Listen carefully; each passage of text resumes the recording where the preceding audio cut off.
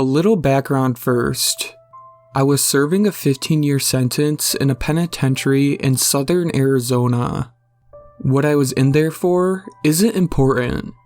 During my first stay there were countless things that happened that no one could explain, and even more that no one wanted to know more about.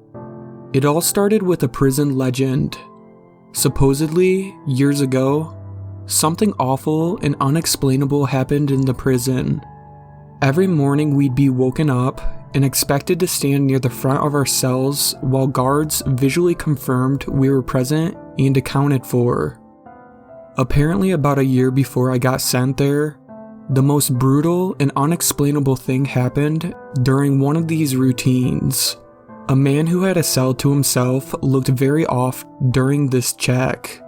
When a guard pulled over another guard to help him check it out, they found it wasn't actually the prisoner they were expecting at all. It was a totally different man.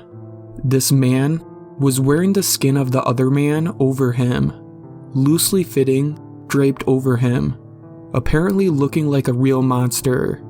The scariest thing, though, was the guy wearing the skin was not an inmate. They had no idea how he even got into prison, let alone a cell. What's worse is that they couldn't even figure out who the hell he was. He wasn't documented anywhere, and what's worse than that, they never even found the body of the man of the skin he was wearing. Pretty grisly stuff, I know, and I realize that's not the go-to definition of a skinwalker, but that's what the prisoners called him, the Skinwalker. It didn't help that the guy never talked apparently. Anyway, that's what started the whole Skinwalker superstition around the yard. Apparently the guy got shipped to a different spot about a month after it happened, and just about everyone in Gen Pop felt all the better for it. I heard about the story on the second day of my stay. Hell of a story to hear to place in your home for the foreseeable future. Now, onto the real shit though. Sure, that guy was the Skinwalker, but all he did in the long run was get an old lifer Navajo inmate to tell everyone about the actual Skinwalkers. It seemed like a lot of the prison culture actually revolved around them. Now, apparently, Skinwalkers are tricky to point out on the spot, but if you manage to survive around one for more than a minute or two, almost everyone can tell the mannerisms are all off. They can mimic human speech, but not replicate it. They twitch manically. They have an unnatural gait while walking, but apparently they got better with experience. The old Navajo guy, his name was Carl, said that he was sure there was an actual one among the prisoners, slowly picking us off over the years. He called it the Grandmaster Skinwalker at one point. Apparently he thought it had human mannerisms down so well that you might not even be able to tell if it was your cellmate for a day or two. It had to be good, he posited one night. He would expect a Skinwalker to jump at any opportunity for a kill, but this one realized it had a revolving door of people to kill coming to it, and masterfully bided its time, as Carl thought, for years. A lot of guys found humor in it. A lot more were really on edge about it. Every once in a while, in prison, people snap. Sometimes you'll find your cellmate swinging in front of your bunk, strung up around the neck by his pant leg. Sometimes you just can't take it anymore. But in our yard, people tended to snap in a very special way. It wouldn't be an outburst at dinner or a silent suicide at night. Guys would just stop talking, hunch over, and shuffle around. Any friendships they had would be mostly out the window. They would turn into a loner during rec time. They would let their hair hang in front of their face. No one would like to talk about it. Like if they did, it would happen to them next. I felt the same way.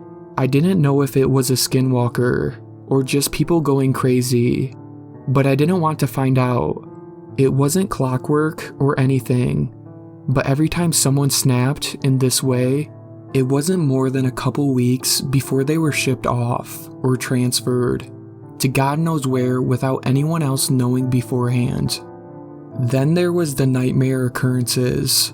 Short, loud bursts of sound echoed through my cell block during all hours of the night on a regular basis. It sounded like a mix between a pig's dying squeals and nails on a chalkboard. Just another thing no one liked to talk about. Even scarier were the shadows and footsteps.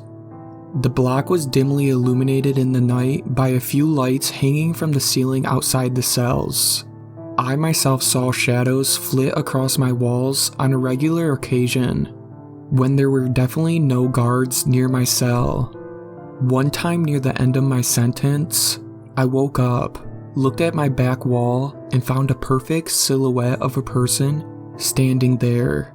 But when I looked, my bunkmate was asleep, and no one was outside my cell. And the footsteps. Everyone hated the fucking footsteps. They were the scariest part. In the night, sometimes, more rarely than the shadows, you would hear ungodly fast footsteps. They sounded like wet feet slapping on tile floor. Whatever it was inhumanely fast. If you happened to be awake before it started, by the time you heard the footsteps on one side of your cell and whipped your head around to see the thing run by, it sounded like it was 3 cells past you. Everyone hated the footsteps. I agreed. I thought they were the worst. I was released from that place about a month ago, and I have more stories than I can count. I swear it was nearly my turn. About a week before I was discharged, my cellmate and a good friend of mine snapped. In the same kind of way. I didn't sleep for an entire week. Well, I did, of course, but never for more than a few minutes at a time. Never turned my back on the guy. The scariest thing, I woke up one night to him somehow snaking his body through the bars of our cell. For reference, I couldn't get anything past my shoulder through them. The worst part though, he was coming back into our cell. On the day of my release, I didn't say a word to him, just left. He seemed fine with it. So was I. I had made it though. 15 years of prison fights, gang disputes, and for all I know, Skinwalker abductions. I left through the front gates a free man. As I walked along the fences for the rec yard, I spotted my cellmate, standing off on his own, like he had for the last week or so. I shook my head, not even really sure if it was him anyway. I took one last look over the yard, this time from the other side of the fence. I wish I hadn't. There, standing off on his own, on the other side of the yard, was Carl, slouching over, eyeing the other inmates, and twitching manically.